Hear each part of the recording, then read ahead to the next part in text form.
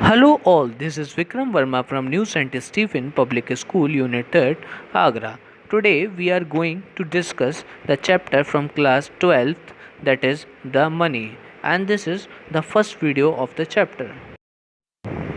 So the topic that we are going to discuss in this video are meaning and evolution of money, definition of money, function of money, qualities of money, barter system of exchange, drawback of barter system of exchange, forms of money, supply of money, M1 measure of money, supply and who supply of money. So these are the topics that we are going to discuss in this chapter, in this video actually. Money, chapter 5 from economics. So let's just start this chapter. First topic is money and evaluation of money, है ना. तो money का क्या मतलब है? A thing which is commonly accepted as a medium of exchange is called money. ठीक है ना. तो इसका कीवर्ड क्या है? Commonly accepted as a medium of exchange, है ना. तो ऐसी एक कोई कॉमन चीज़ जिसको स्वीकार किया गया है एक्सचेंज करने के लिए, मीडियम ऑफ एक्सचेंज के लिए, वो क्या कहलाएगी? मनी कहलाएगी, है ना. इसका एग्जाम्पल क्या है? जैसे कि रुपी इन इंडिया, इंडिया में जो करेंसी है इंडिया की वो रुपी है, तो वो क्या है? मनी है. ठीक है. एज इट कॉमनली एक्सेप्टेड, है ना, क्योंकि यहाँ पर इंडिया में वो कॉमनली एक्सेप्टेड की गई है मीडियम ऑफ एक्सचेंज के रूप में, है ना. इसी प्रकार से डॉलर यूएसए में, है ना, ये एक वो मनी है ना, क्योंकि उसको वहाँ पर कॉमनली एक्सेप्टेड किया गया मीडियम ऑफ एक्सचेंज के लिए, है ना. एक्सचेंज मतलब गुड्स और सर्विस के एक्सचेंज के बदले में जो हम देते हैं वो यहाँ पर. ठीक है. पुराने दिनों में goods were exchange for goods, है ना. आज गुड एक्सचेंज होते हैं किसके लिए? मनी के लिए. ठीक है ना. लेकिन पहले क्या था? सी टू सी इकनॉमी थी. ठीक है ना. कॉमोडिटी टू कॉमोडिटी इकनॉमी, है ना, जिसमें गुड एक्सचेंज किए जाते थे गुड्स के लिए, है ना. देयर वॉज नो मनी, है ना, कोई मनी नहीं हुआ करती थी पुराने समय में. Cobbler would make shoes in return of wheat from the farmer. तो एक जो मोची हुआ करता था, एक कॉबलर हुआ करता था, वो शूज़ बनाया करता था और बदले में उससे फार्मर से व्हीट मिल जाया करता था, वो फार्मर के शूज़ बना देता था, है ना. A farm worker could get grain as a reward of his labour, है ना. फार्म पर काम करने वाला व्यक्ति, यानी खेतों पे काम करने वाला एक मजदूर व्यक्ति, है ना, जिसके खेतों में काम करता था, उसे उसकी मजदूरी के बदले में क्या मिल जाता था? फूड ग्रेन मिल जाता था. ठीक है. तो इसी प्रकार से ये सिस्टम चलता था. इस सिस्टम को, जिसमें हम गुड्स को गुड्स के लिए एक्सचेंज करते थे, इसे हम बार्टर सिस्टम कहते थे, है ना. But with the multiplicity of wants, barter system, है ना, proved to be an inefficient system of exchange. देखिए, ऐसा था कि ज़्यादा जब चीज़ों की आप ज़रूरत होती थी, है ना, जब ज़्यादा चीज़ों को, है ना, आपस में एक्सचेंज करने की जब ज़रूरत होती थी, तब ये जो सिस्टम था ये इनएफिशिएंट प्रूव होता था, है ना. Then that we invented is money, है ना. उसके बाद जो हमने इन्वेंशन किया, आविष्कार किया, उसका था, क्या किया हमने? आविष्कार मनी का. तो मनी एक कॉमन मीडियम थी एक्सचेंज के लिए. ठीक है ना, कि मतलब हम मनी को दे के कोई भी चीज़ एक्सचेंज में उसके ले सकते हैं. Now goods were not sold for goods, है ना. आज गुड्स के लिए सोल्ड नहीं होते, मतलब कि मैं गुड्स दे के गुड्स नहीं लेता आज, है ना. उसके बदले मैं गुड्स सोल्ड करता हूँ, है ना, और मनी लेता हूँ. तो मनी क्या है? मीडियम ऑफ एक्सचेंज है, जो गुड्स के बदले में गुड्स के लिए होती है. ठीक है. तो डेफिनेशन देखते हैं मनी की. मीडियम ऑफ एक्सचेंज, है ना. तो मनी कोई ऐसी चीज़ है जो मीडियम एक्सचेंज में काम आती है. With the help of money any exchange of goods and service take place, है ना. आजकल के ज़माने में अगर आपके पास मनी है तो आप किसी भी प्रकार का गुड्स और सर्विस एक्सचेंज कर सकते हैं, है ना. Money is said to be the most liquid asset among all the assets of a man, है ना. तो ये सबसे लिक्विड असेट माना जाता है ना, क्योंकि हम इसको कभी भी कहीं पे भी यूज़ कर सकते हैं, है ना. It has generally acceptable as a means of payment and liquid characteristic, है ना. तो ये माना गया है, एक्सेप्टेड, ये एक्सेप्ट किया गया है कि पेमेंट का बहुत अच्छा तरीका है ना, और लिक्विड कैरेक्टरिस्टिक है ना, क्योंकि हम इसको यूज़ कर सकते हैं. केनेसिस एक इकोनॉमिस्ट थे, है ना, उन्होंने कहा है कि मनी को हम लिक्विड प्रेफरेंस देंगे सबसे ज़्यादा, है ना. तो liquid preference means it can easily used, है ना, टू परचेज एनीथिंग, है ना, for medium of exchange, as a medium of exchange. Characteristics हैं मनी के, मैं बताता हूँ आपको. Money is regarded as any object which is, तो मनी एक ऐसा ऑब्जेक्ट है जिसको जनरली एक्सेप्ट किया है मीडियम ऑफ एक्सचेंज के लिए. कॉमन मेजर ऑफ वैल्यू, यानी कि यूनिट ऑफ अकाउंट, है ना, कि मेजर कर सकते हैं हम इसकी वैल्यू को किसी भी चीज़ के साथ, मनी के साथ, है ना। डेफर्ड पेमेंट, है ना, डेफर्ड पेमेंट मीन्स फ्यूचर में देने वाला पेमेंट, है ना। तो इस डेफर्ड पेमेंट के रूप में जैसे कि मैंने उधार में कुछ खरीदा, है ना, तो मैं 20,000 एक महीने बाद पे कर दूंगा, तो ये स्टैंडर्ड डेफर्ड पेमेंट के तौर पे भी यूज़ हो सकता है, ठीक है। स्टोर भी कर सकता हूँ मैं अपने पास वैल्यू को मनी के तौर पर, है ना। वैल्यू को ट्रांसफ़र भी कर सकता हूँ, मतलब किसी दूसरे पर्सन को भी दे सकता हूँ मैं। तो ये सारे थे मनी के आपके character. So some functions of money. सबसे पहला medium of exchange. Medium of exchange का मतलब इसका इंटरमीडिएट रोल है ना। मीडियम ऑफ एक्सचेंज के तौर पर हम इसको यूज़ कर सकते हैं। Invention of money has made the exchange system smooth and convenient, है ना। एक्सचेंज सिस्टम जो कन्वीनियंट चल रहा है हमारा, है ना, और स्मूथली चल रहा है, वो मनी की वजह से चल रहा है। मनी नहीं होती आज तो हम मीडियम ऑफ एक्सचेंज के लिए क्या यूज़ करते हैं ना।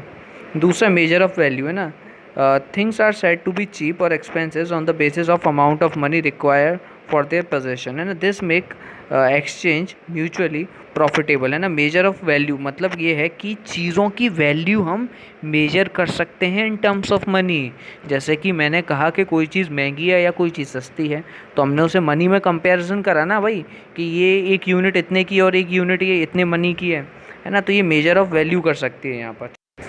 नेक्स्ट पॉइंट है स्टैंडर्ड ऑफ डेफर्ड पेमेंट, है ना। It implies the role of money in borrowing and lending, है ना। Money taken as loan usually repaid after a long gap, है ना, टाइम गैप, है ना। This delayed payment is done through money. अब देखिए, अगर आप सिचुएशन इमेजिन कीजिए कि बार्टर सिस्टम है, तो बार्टर सिस्टम में आप मनी कैसे, बार्टर सिस्टम में आप चीज़ों को लैंडिंग पे कैसे देंगे, मतलब उधार पर कैसे देंगे, नहीं दे पाएंगे। बोरो अगर आपको करना है किसी चीज़ को, है ना, किसी गुड्स और सर्विस को, तो आप कैसे करेंगे, नहीं कर पाएंगे, बहुत प्रॉब्लम होगा। तो जो मनी है ना, वो हेल्पफुल होती है बोरो करने में और लैंडिंग करने में, है ना। जब हम लोन लेते हैं तो उसका हमें रीपेमेंट करने के लिए टाइम लगता है। हम जब लोन लेते हैं तो उसको हम रीपे करते हैं 6 मंथ में, 1 ईयर में, 4 मंथ में, जो भी टाइम लिमिट हम तय करते हैं उसके हिसाब से हम उसको लोन पेमेंट करते हैं। तो टाइम गैप होता है उसके बीच में, है ना। तो जो डिले पेमेंट है वो किसके थ्रू दी जाती है, मनी के थ्रू दी जाती है। तो इस फंक्शन को मनी के स्टैंडर्ड डेफर्ड पेमेंट हम कहते हैं, ठीक है। अगला है स्टोर ऑफ वैल्यू, है ना। Purchasing power of money can be stored by keeping a part for future use called the monetary saving, है ना। Current income can be use for the current consumption as well as for the future consumption by saving. अब देखिए, store of value का मतलब ये है कि अब जैसे बार्टर सिस्टम में आप चीज़ों को स्टोर करोगे तो वो चीज़ें ख़राब भी हो सकती हैं, ठीक है। लेकिन मनी एक ऐसी चीज़ है, आप अपने घर में स्टोर कर सकते हो, बैंक में स्टोर कर सकते हो उसको, है ना। वो ख़राब नहीं हो सकती है ना। आप उसको फ्यूचर, अब अगर आप अपनी इनकम का एक पार्ट सेव करते हो, है ना, और उस सेविंग को आप फ्यूचर के लिए यूज़ कर सकते हो मनी के, है ना। तो करंट कंजप्शन के लिए भी यूज़ कर सकते हो आप अपनी करंट इनकम को, और फ्यूचर कंजप्शन के लिए भी यूज़ कर सकते हो। कैसे? बाय सेविंग, ठीक है। तो ये फोर्थ फंक्शन था आपका मनी का। तो ये सारे जो फंक्शन होते हैं स्टैटिक फंक्शन है मनी के, ठीक है। सो एक डायनामिक फंक्शन और है मनी का। Money activate idle resources and put them into the productive channel, है ना। It does help in increasing output and employed and income. देखिए, मनी की वजह से हमारे जो खाली पड़े हुए रिसोर्सेज हैं, है ना, उनको हम प्रोडक्टिव यूज़ कर सकते हैं, ठीक है। दस help in increasing the output and employment and income, ठीक है ना। अब जैसे कि हमारे पास लैंड है, ठीक है ना, अब वो खाली पड़ी है, लेकिन अगर उस लैंड के साथ हम थोड़ा पैसा उसके ऊपर अगर खर्च करें, है ना, उसको एक बिल्डिंग बना दें, है ना, तो अगर बिल्डिंग बना दे तो हम उसको रेंट पे दे सकते हैं। गोडाउन बना दे तो उसको हम किसी रेंट पे दे सकते हैं, या फिर उस पर हम फार्मिंग करें तो उसको, तो उसका यूज़ होगा वहाँ पे, प्रोडक्टिव यूज़ होगा, है ना। तो मनी से हम एक्टिवेट कर सकते हैं हमारे उन रिसोर्सेज को जो बिल्कुल खाली पड़े हैं, आइडल पड़े हैं, है ना। और इससे आउटपुट भी बढ़ेगा, एम्प्लॉयमेंट भी आएगा और इनकम भी जनरेट होगी, है ना। It helps in converting saving into investment, है ना। अच्छा, अब हमारे पास कुछ पैसा है, सेव करके रखा है, तो हम उसको इन्वेस्ट भी कर सकते हैं, है ना। इन्वेस्टमेंट अगर हम करेंगे पैसे का तो हमारा मनी मल्टीप्लाई होगी उससे, है ना। Creation of new money. Government of modern economies can spend more when they can, ठीक है ना। तो ये क्रिएट कर सकते हैं हम मनी को गवर्नमेंट द्वारा, है ना, मॉडर्न इकोनॉमी में, है ना। जब हम ज़्यादा पैसा स्पेंड करते हैं तो कंजप्शन ज़्यादा होता है, हमारा कंजप्शन ज़्यादा होता है तो हमारे देश की जीडीपी बढ़ती है, जिससे ग्रोथ बढ़ता है हमारे देश का, डेवलपमेंट बढ़ता है हमारे देश का, ठीक है। अगर हम वही पैसा अगर हम सेव करते हैं तो हम उसको कहीं ना कहीं इन्वेस्ट करते हैं, तो अगर इन्वेस्टमेंट करेंगे तो वो प्रोडक्टिव एक्टिविटीज़ में यूज़ होगा, तो यहाँ पर कहीं ना कहीं से मनी का ये फंक्शन है सारे जो मैंने अभी आप लोगों को बताया, ठीक है। आप अपने सामने एक टेबल देख सकते हैं, इसमें फंक्शन ऑफ मनी को टेबल के रूप में दर्शाया गया है, प्राइमरी और सेकेंडरी फंक्शन, ठीक है। तो अब अगला टॉपिक देखते हैं हम, क्या है, qualities of money. So currency जो हम यूज़ करते हैं उसकी कुछ क्वालिटीज़ होती है, जैसे जनरली एक्सेप्टेबल होती है, वो हमेशा आप कभी भी अपने कहीं पर भी उसको यूज़ कर सकते हो। ड्यूरेबल होती है, ऐसा नहीं है कि आप नोट रख रहे हैं और रखे रखे ख़राब हो गए, सड़ गए, ऐसा नहीं होता है। पोर्टेबल, आप कहीं भी ले जा सकते हो। डिविजिबल है ना, आप उसको अगर आपके पास 2000 का है नोट है ना, तो आप उसको डिवाइड कर सकते हो, है ना, छोटे नोट में कन्वर्ट कर सकते हो, है ना। लिमिटेड इन सप्लाई, स्टेबिलिटी, है ना, और दिखने में सब एक जैसे होते हैं, स्टेबिलिटी भी होती है मनी के अंदर, है ना। तो ये सारी क्या हैं, क्वालिटीज़ हैं मनी की। So initially coins of gold and silver were introduce as money, ठीक है ना। तो शुरुआत में ना गोल्ड और सिल्वर के जो कॉइन थे वो मनी के रूप में इंट्रोड्यूस किए गए थे, है ना। Subsequently alloy metal were used for coinage, है ना, अलॉन्ग विथ पेपर मनी, है ना। उसके बाद एलॉय मेटल यूज़ किए गए, है ना, मिश्रण यूज़ किया गया धातु का मिश्रण एलॉय कहलाता है ना, mixture of metal that is alloy. तो एलॉय यूज़ किया, है ना, कॉइन बनाने के लिए, है ना। फिर पेपर मनी यूज़ की हम लोगों ने, पेपर यूज़ किया मनी बनाने के लिए ना।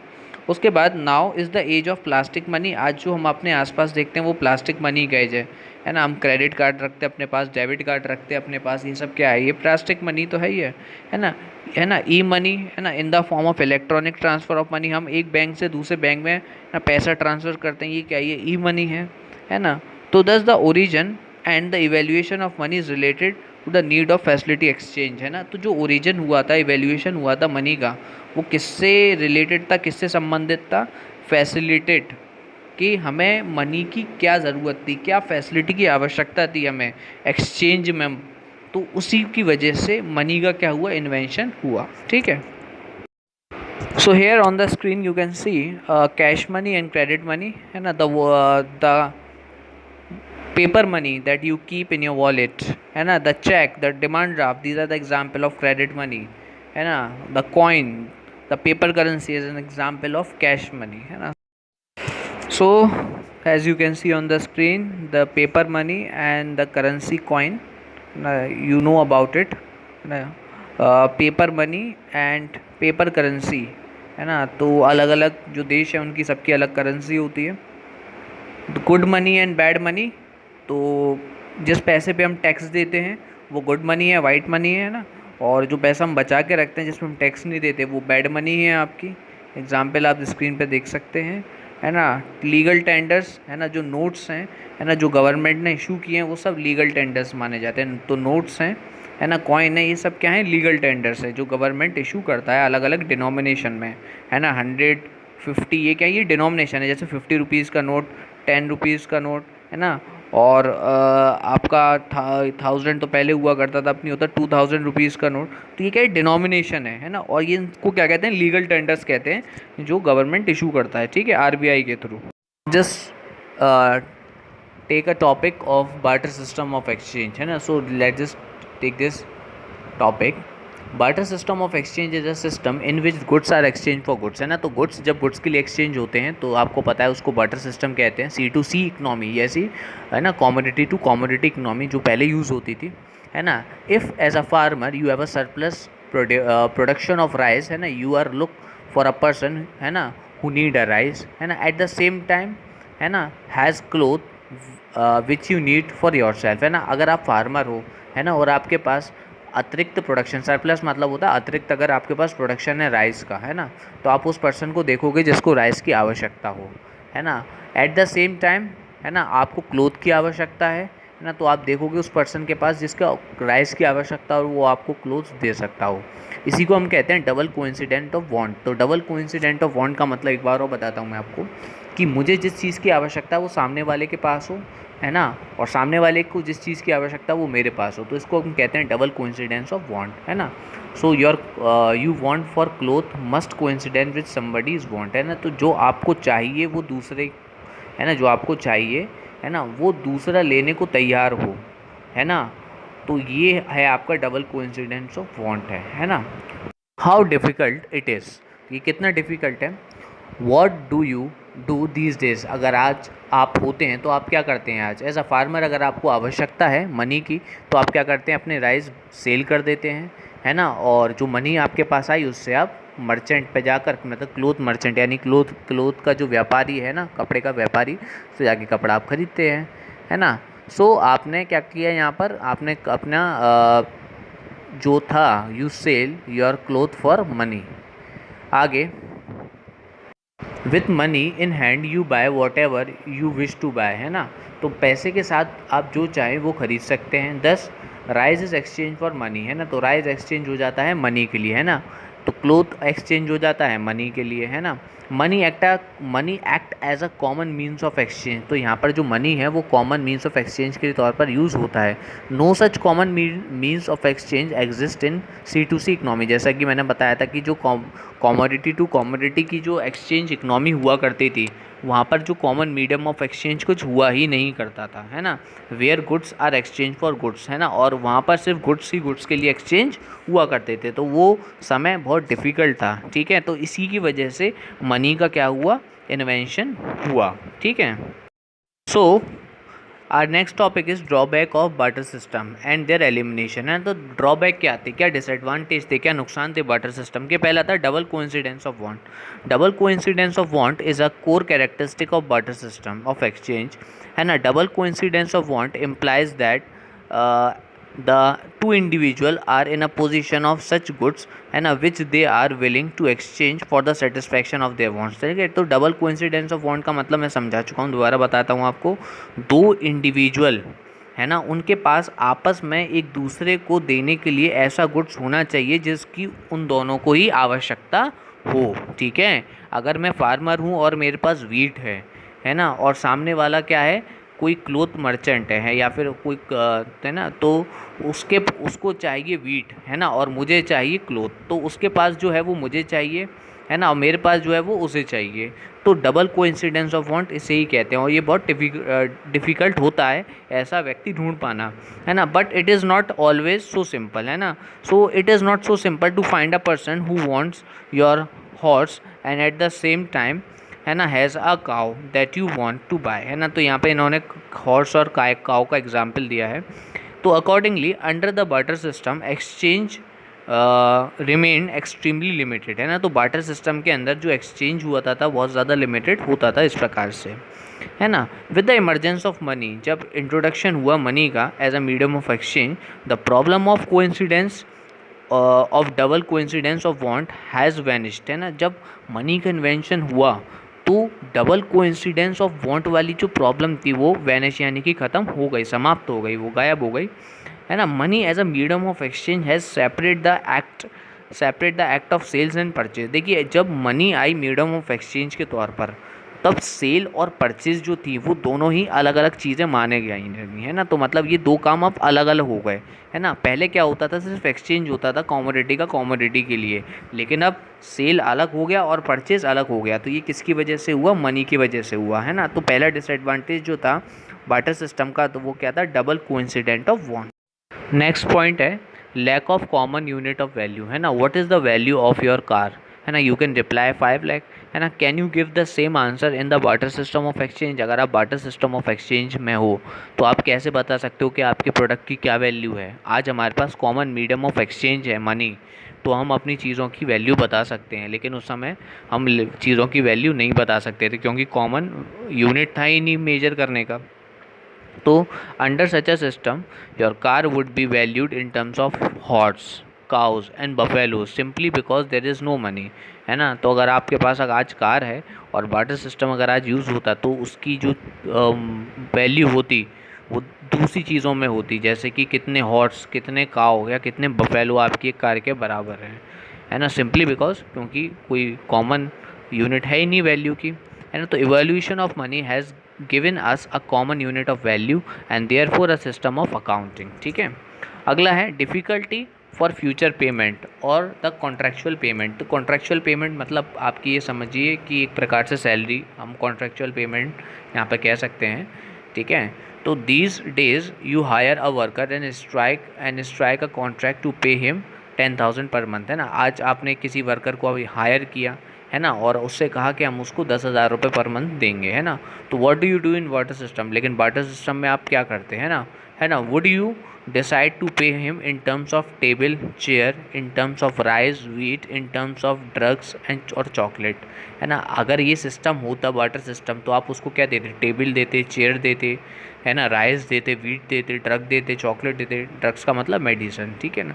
तो क्या देते आप इसको, तो कॉन्ट्रेक्चुअल पेमेंट वो पेमेंट जो फ्यूचर में हमें पे करनी है, ठीक है। आज हमारे यहाँ कोई वर्क करता है तो उसको एक मंथ बाद हम सैलरी पे करते हैं, है ना। तो evaluation of money has facilitated the contractual payment, तो जब मनी का इवैल्यूएशन हुआ तो कॉन्ट्रेक्चुअल पेमेंट का भी फैसिलिटी प्रोवाइड हो पाई यहाँ पर, ठीक है। तो ये भी एक क्या है, डिसएडवांटेज है बार्टर सिस्टम का, ड्रॉबैक है बार्टर सिस्टम का, ठीक है। तो जो ड्रॉबैक है वो है difficulty of storage of value, saving and transfer of value, है ना।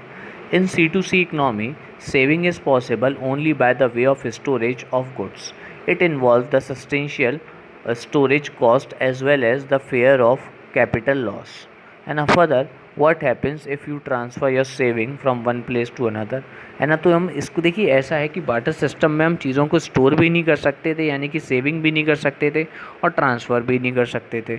तो ये भी एक बहुत बड़ा डिसएडवांटेज था बार्टर सिस्टम का, और ये एक फ़ायदा भी है, एक एडवांटेज है किसका, मनी का, कि हम उसको स्टोर भी कर सकते हैं और वैल्यू ट्रांसफ़र भी कर सकते हैं, ठीक है। तो नेक्स्ट टॉपिक अब हम अपना देखते हैं forms of money. Our topic is forms of money. Some important forms of money are described as under. First one is the fiat money और fiduciary money, and second one is the full bodied money and credit money. तो these are the forms of money. Let us discuss in detail about these forms of money now. Let's just talk about the fiat money.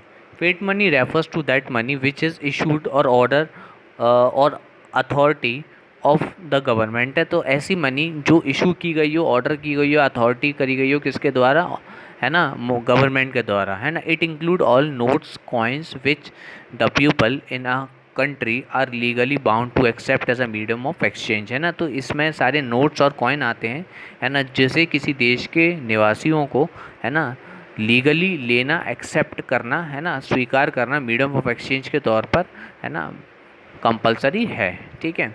Fiduciary money is that money which is accepted as a medium of exchange because of trust between the payer and payee, ठीक है। Fiduciary money एक ऐसी money है जो accept करने वाला, है ना, और पे करने वाला, उनके आपस के बीच के ट्रस्ट के ऊपर जो रिलेटेड होती है ना, पे करने वाला, है ना, और रिसीव करने वाला, उनके आपस में ट्रस्ट के ऊपर है। जैसे कि चेक एक फिड्यूसरी मनी है ना। These are accepted as a means of payment on the basis of trust. अगर मैं किसी से चेक लेता हूँ तो मुझे ट्रस्ट है कि अगर मैं बैंक में डालूंगा इस चेक को, है तो सामने वाले के बैंक अकाउंट में पैसा होगा, तो सामने वाले का बैंक जो है वो मेरे बैंक में पैसा ट्रांसफ़र कर देगा, है ना। तो ये जो मैंने चेक की बात की है ये फिड्यूसरी मनी है ना, और ये ट्रस्ट पर होती है ना।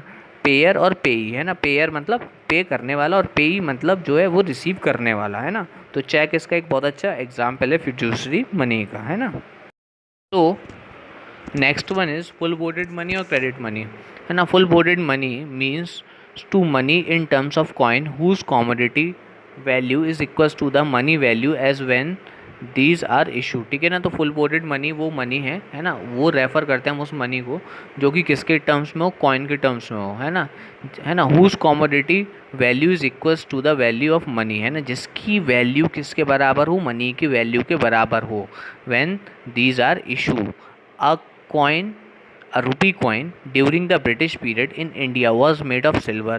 The commodity value of the coin was equals to its money value, है ना, at that time of its issuing, और the market value of silver containing the coin will be equals to 1 rupees। जैसे कि मान के चलिए कि britisher के ज़माने में जो चांदी का सिक्का यानी कि जो सिल्वर कॉइन चलता था, है ना, तो उस सिल्वर के तो उस कॉइन के अंदर जो सिल्वर होती थी, है ना, उस सिल्वर की वैल्यू 1 रुपये के बराबर होती थी, क्योंकि जो सिल्वर का सिक्का होता था वो 1 रुपये का होता था। तो जो 1 रुपये का सिक्का था, उस 1 रुपये के सिक्के के अंदर जितनी सिल्वर थी वो 1 रुपीज़ के बराबर की थी। तो इस प्रकार की जो मनी होती है वो फुल बोर्डेड मनी होती है, ठीक है। अगला है credit money. Credit money refers to that money, है ना, of which money is more than that of the commodity value, जिसकी मनी कमोडिटी वैल्यू से ज़्यादा हो, है ना।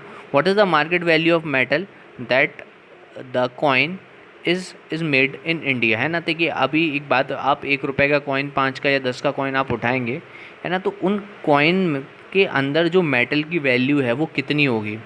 ऑब्वियसली बहुत ज़्यादा कम होगी, है ना, उस 1 रुपी के कॉइन के अंदर। मतलब जैसे कि 1 रुपी का जो कॉइन है उसमें जो मेटल यूज़ हुआ है, उस मेटल की क्या वैल्यू 1 रुपीज़ के बराबर होगी? नहीं होगी, ऑब्वियसली काफ़ी कम होगी, है ना। Otherwise people would have melt the coin and sold the metal in the market. तो अगर ऐसा होगा तो लोग क्या करेंगे, उस कॉइन को लेंगे, है ना, उसके अंदर जो मेटल है उसको क्या कहते हैं, मेल्ट करेंगे और मार्केट में सोल्ड कर देंगे उस मेटल को, क्योंकि उसकी वैल्यू तो उस 1 रुपये के बराबर ही है ना। लेकिन ऐसा नहीं होता, है ना। जो आज हम जितने भी कॉइन देखते हैं जो किसके बने होते हैं, मेटल के बने होते हैं, तो उसके अंदर जो मेटल होता है उसकी वैल्यू 1 रुपीज़ से या जितने का वो कॉइन है उससे क्या होती है, हमेशा कम होती है। तो उसको हम क्या कहते हैं, क्रेडिट मनी कहते हैं, है ना। जब वैल्यू ज़्यादा होती है या बराबर होती है तो फुल वॉटेड मनी होती है, और जब वैल्यू कम होती है तो उसको हम कहते हैं क्रेडिट मनी। तो ये टाइप्स ऑफ मनी थे, फॉर्म्स ऑफ मनी थे, ठीक है। देखते हैं वो अगला topic. Our next topic is supply of money. Who will supply the money, है ना। The supply of money is a stock concept, है ना। It refers to the total stock of money, है ना, held by the people of a country at a point of time. तो point of time का है concept, तो supply concept है। It is important to note that the supply of money does not include the stock of money held by government and the stock of money held by banking system of our country, because the government and the banking system are the supplier of money। देखिए अब अगर मैं बात करूं कि हमारे देश में कितनी मनी है ना, तो उसमें गवर्नमेंट के पास जो मनी है प्लस जो हमारे बैंकिंग सिस्टम में मनी है वो मनी काउंटर नहीं होगी। क्यों?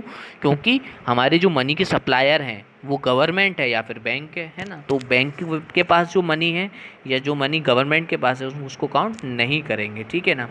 The stock of money held by the supplier of money is never treated as a part of the supply of money in our country, है ना। तो जो स्टॉक होता है मनी के सप्लायर के पास, है ना, उसको हम कभी भी ट्रीट नहीं करते, किसका? The supply of money in a country, है ना। तो सप्लाई ऑफ मनी का यहाँ पर मतलब है कि जो लोगों के पास है, held by the people of a country at a point of time. अगर मैं पूछूँगा what is supply of money, it means the total stock of money which is held by the people of a country as a point of time, है ना। तो लोगों के पास जितना पैसा होगा एक समय में, जितना मनी होगा eight a point of time, है ना, तो टोटल जो स्टॉक है मनी का उसको हम सप्लाई ऑफ मनी कहेंगे, ठीक है। देखते हैं अब अगला टॉपिक, ठीक है, ये इंपॉर्टेंट है अगला topic. Our next topic is, the last topic of this chapter is the measure of money supply, है ना। तो मनी सप्लाई को हम कैसे मेजर करते हैं? 4 ऑल्टरनेटिव मेजर्स हैं मनी सप्लाई को करने के, है ना। तो 4 तरीके हैं मनी सप्लाई को मेजर करने के। मनी सप्लाई मैंने बताया था आप लोगों को क्या होता है ना, at a particular point of time, है ना, the money held by people at a particular point of time, है ना। तो जो पैसा लोगों के पास होता है at a particular point of time, वो, है ना, other than the government and the bank, है ना, गवर्नमेंट और बैंक को छोड़कर, है ना। तो इसको मेजर करने के 4 तरीके हैं, है ना, जिसको पॉपुलरली M1, M2, M3 और M4 कहा जाता है ना। और हमारे सिलेबस में सिर्फ M1 ही दे रखा है, ठीक है। तो हम पहले बात करते हैं M1 मनी सप्लाई की, है ना। तो M1 जो होता है उसके अंदर क्या क्या इंक्लूड होता है? C plus DD plus OD, ठीक है, C plus OD plus DD। तो हम देखते हैं C क्या है, DD क्या है और OD क्या है, ठीक है। तो फर्स्ट वन इज C।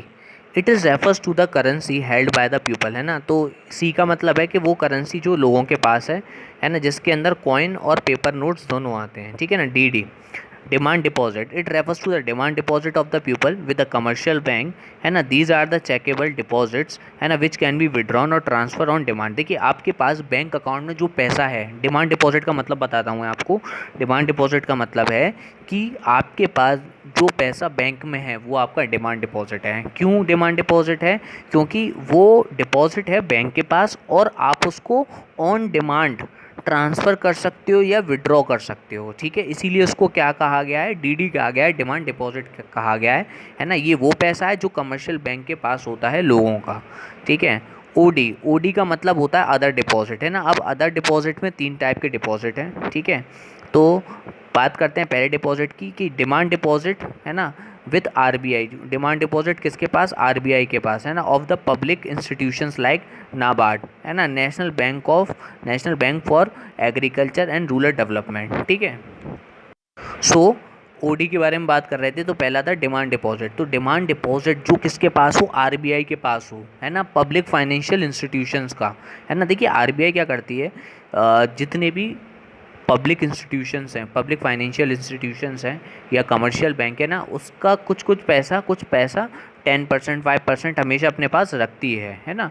तो ये नियम होते हैं, है ना। ये तो इसी प्रकार से कि जो डिमांड डिपॉजिट का पैसा है ना किसके पास है, आरबीआई के पास है ना, किसका, पब्लिक फाइनेंशियल इंस्टीट्यूशन, है ना। तो वो भी काउंट होता है अदर डिपॉजिट में। दूसरा, demand deposit with RBI of the foreign central bank end of the foreign government. तो फॉरेन गवर्नमेंट का, है ना, और फॉरेन सेंट्रल बैंक का पैसा जो आरबीआई के पास है ना, तो वो पैसा।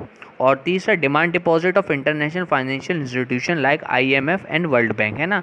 तो आईएमएफ के पास और वर्ल्ड बैंक के पास जो हमारा पैसा है, यानी कि इंटरनेशनल फाइनेंशियल इंस्टीट्यूशन के पास जो हमारा पैसा है, तो ये सारा पैसा ओडी के अंदर आता है। तो अगर आपसे पूछे कि M1 का क्या मतलब है, यानी कि मनी सप्लाई है, यानी कि मनी, अगर हमारे पास हमारे देश के में कितनी सप्लाई ऑफ मनी है, कितनी at a particular point of time, है ना, तो वो हम कैसे मेजर करते हैं, M1 से मेजर करते हैं, है ना। जिसका मतलब है सी, डीडी एंड ओडी। सी का क्या मतलब था, वो पैसा जो लोगों के पास है, डीडी का मतलब लोगों का पैसा जो बैंक के पास है, और ओडी का मतलब तीन चीज़ें कि आरबीआई के पास जो पब्लिक फाइनेंशियल इंस्टीट्यूशन का पैसा है, दूसरा कि बाहर की जो बैंकें हैं उनका पैसा, है ना, हमारी आरबीआई के पास है, और जो बाहर के इंटरनेशनल इंस्टीट्यूशन हैं उनके पास जो हमारा पैसा है। तो इस प्रकार से ये जो सारा पैसा है वो मिला के क्या कहलाता है, हमारा ओडी कहलाता है, ठीक। अच्छा, आरबीआई के पास कुछ पैसा और अतिरिक्त होता है, वो ओडी में काउंट नहीं होता। मतलब हमारी गवर्नमेंट ने अगर आरबीआई के पास कुछ पैसा डिपॉजिट करवाया तो वो पैसा काउंट नहीं होगा। और deposit of the countries banking system, है ना, और जो हमारी कंट्री के बैंकिंग सिस्टम के पास का बैंकिंग सिस्टम का पैसा जो आरबीआई के पास होगा, है ना। जब मैंने बताया था कि सभी कमर्शियल बैंक अपना कुछ 10% या 5%, है ना, डिमांड डिपॉजिट का कुछ पैसा आरबीआई के पास सबमिट कराते हैं, तो ऐसा आरबीआई के पास पैसा, है ना, बैंक का, वो इसमें काउंट हम नहीं करेंगे, ठीक है। Here on the screen you can see the chart of M1, है ना। M1 के चार्ट को आप दे सकते हैं ना। तो मैंने बताया था सी, है ना, डीडी एंड ओडी। सी का मतलब करेंसी जो लोगों के पास है, डीडी का मतलब डिमांड डिपॉजिट है लोगों का जो कमर्शियल बैंक के पास है, और तीसरा अदर डिपॉजिट जो आरबीआई के पास है। तो अदर डिपॉजिट आरबीआई के पास जो है उसमें भी तीन चीज़ें, है ना। आरबीआई के पास जो फाइनेंशियल इंस्टीट्यूशन का पैसा है, दूसरा जो आरबीआई के पास फॉरेन सेंट्रल बैंक का पैसा या फॉरेन गवर्नमेंट का पैसा है, तीसरा जो इंटरनेशनल ऑर्गेनाइजेशन जैसे कि हमारा वर्ल्ड बैंक है या आईएमएफ है ना, इसके पास जो हमारा पैसा है। तो ये सारा पैसा मिला के क्या बनता है, हमारा M1 मनी सप्लाई बनता है, ठीक है। Next topic is who supply money, है ना, कौन पैसा सप्लाई करता है ना। तो पहला है इसका सेंट्रल बैंक, हमारी देश की, वो पैसा सप्लाई करती है ना, कमर्शियल बैंक और गवर्नमेंट, है ना। हमारे पास जो पैसा आता है वो तीन जगह से आ सकता है, आरबीआई से, कमर्शियल बैंक से या फिर गवर्नमेंट से, ठीक है ना। In India RBI is the principal supplier of money. RBI issue currencies on the basis of minimum reserve system, ठीक है। तो आरबीआई हमारे देश में प्रिंसिपल सप्लायर है ना। और जो आरबीआई है वो इशू करता है करेंसी मिनिमम रिजर्व सिस्टम के अंडर, है ना। इस सिस्टम के अंडर जो आरबीआई है वो मेंटेन करता है 200 करोड़ का मिनिमम रिजर्व, ठीक है ना। किसकी फॉर्म में, गोल्ड की फॉर्म में एंड फॉरेन सिक्योरिटी की फॉर्म में, है ना। Of this reserve the value of gold must be 115 crore, है ना। तो अब इसके पास जो मिनिमम रिजर्व है 200 करोड़ का, जो गोल्ड की फॉर्म में, मिनिमम सिक्योरिटी की फॉर्म में, उस 200 करोड़ में से कम 115 करोड़ का गोल्ड इसके पास होना ही चाहिए, ठीक है ना। और इतनी वैल्यू का ये मनी सप्लाई भी कर सकता है। Commercial bank are the second significant sources of money supply. तो पहला जो था वो था commercial bank, sorry central bank, है ना। तो सेंट्रल बैंक यानी आरबीआई जो है हमारे रिजर्व बैंक ऑफ इंडिया, हमारे सेंट्रल बैंक है, वो मनी सप्लाई कर सकती थी। दूसरा जो है वो है कमर्शियल बैंक, हम कमर्शियल बैंक से भी पैसा लेके आ सकते हैं। Unlike the central bank, commercial bank do not have the authority of issuing currency. Central bank की तरह कमर्शियल बैंक के पास अथॉरिटी नहीं है कि वो इशू कर सके करेंसी को, है ना। आरबीआई तो जो कमर्शियल बैंक है वो सिर्फ क्या करती है, डिपॉजिट एक्सेप्ट करती है और हम मनी विड्रॉ कर सकते हैं, है ना। वो इशू नहीं करती करेंसी को। आगे जो कमर्शियल बैंक है वो इशू नहीं करती नोट्स को और कॉइन को। Yet there is a supplier of money as they can create money by way of demand deposit, ठीक है ना। लेकिन वो सप्लायर तो है मनी का, तो वो मनी क्रिएट करती है कैसे, डिमांड डिपॉजिट के थ्रू। वो हम नेक्स्ट चैप्टर में पढ़ेंगे कि कैसे मनी मल्टीप्लाई करती है कमर्शियल बैंक, है ना। These deposit are serve as the supplier of money because these are the checkable deposit, है ना। People can withdraw or transfer money by writing cheques, है ना। तो बैंक के थ्रू हम कैसे पैसे ले सकते हैं, तो लोग जो हैं वो ट्रांसफ़र कर सकते हैं मनी को, या विड्रॉ कर सकते हैं मनी को चेक को लिख के, ठीक है। Money created by the commercial bank by the way of demand deposit is called bank money, है ना। तो वो पैसा जो क्रिएट करती है कमर्शियल बैंक, है ना, डिमांड डिपॉजिट के थ्रू। तो डिमांड डिपॉजिट का मतलब कौन सा पैसा, वो पैसा जो लोगों ने बैंक में जमा कराया हुआ है। तो ऐसा पैसा जो डिमांड डिपॉजिट वाला होता है कमर्शियल बैंक के पास, उसको हम क्या कहते हैं, बैंक मनी कहते हैं, ठीक है बच्चों। इसको हम क्या कहते हैं बच्चों, बैंक मनी, ठीक है। इम्पॉर्टेंट पॉइंट है, देखिए जैसे बैंक मनी तो मैं आपको बता चुका हूँ, refers to the demand deposit of the people with the commercial bank. तो कमर्शियल बैंक के पास जो लोगों का पैसा होता है डिमांड डिपॉजिट के रूप में, वो बैंक मनी होता है। हाई पावर्ड मनी हो सकता है आपको समझ में ना आए, लेकिन मैं बता रहा हूँ कि आगे का एक चैप्टर और है, 6 चैप्टर्स के आगे आप समझोगे बैंकिंग सिस्टम, तो उसमें आपको समझ में आ जाएगा। लेकिन मैं बता दे रहा हूँ कि हाई पावर्ड मनी क्या है। ये सम टोटल है किसका, currency held by the people, है ना। तो कि जो लोगों के पास करेंसी है वो, प्लस वोल्ट कैश जो कमर्शियल बैंक के पास है। तीसरा कैश रिजर्व जो कमर्शियल बैंक के पास है, किसका, आरबीआई का, है ना। सॉरी, जो कैश रिजर्व है कमर्शियल बैंक का आरबीआई के पास, ठीक है। तो इन तीनों को मिला के मॉनेटरी बेस मनी या फिर हाई पावर मनी होती है। तो हाई पावर मनी सम है 3 चीज़ों का। कौन कौन सी 3 चीज़ें हैं, पहला जो लोगों के पास करेंसी है, दूसरा जो वोल्ट कैश है कमर्शियल बैंक के पास, और तीसरा जो कैश रिजर्व है कमर्शियल बैंक का किसके पास, आरबीआई के पास। इन तीनों को मिला के मॉनेटरी बेस, है ना, बेस मनी या फिर हाई पावर मनी भी कहा जाता है, ठीक है। तो बैंक मनी और ये था आपका हाई पावर मनी, ओके।